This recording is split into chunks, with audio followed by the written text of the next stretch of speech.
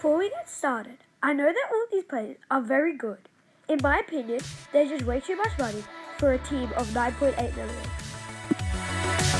Starting off with James Tedesco at 850k, I find that way too much for a fullback compared to like Pappenhausen, Brimson and Dylan Edwards at like 650. In this list, there are a lot of people who were good in 2020, but now in 2021 are going to be put back to their bench role, like Tom Starling, who is going to be put back to his utility role, so he will get less points than when he was in hooker. Last season, Mitch Moses had a great season in fantasy, which meant his money went up increasingly well. So he's now at 760, and for a half, I find that way too much.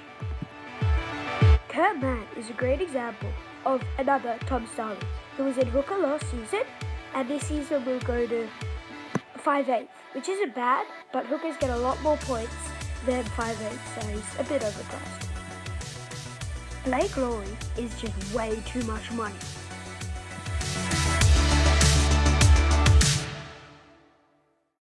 Boom, Campbell Graham, overpriced.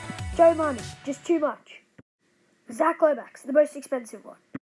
Katoni Staggs, awesome, but way too much. Brandon Bess, too little points for too much money. Jake Trbojevic just isn't consistent enough for that 746k money. Nat Butcher is another Tom Starling. He was in the second row last year, but this year will be moved back to the bench, so less points that means.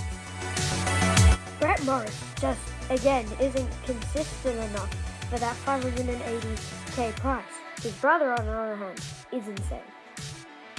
Dylan Brown had a breakout season last year. It was so good, but that meant that his money went up. So this season, he will be way too much. Kyle Flanagan may be young, so I'm cutting him a little bit of slack. But as soon as his form started to drop at the Roosters, he was not doing well. But his money went up, so yeah. Payne Haas may be good, but he's just always been overpriced. Another one, Nathan Cleary is good, but he has just always been overpriced. Cameron McInnes is way overpriced, but he's out for the season, so you shouldn't get him anyway.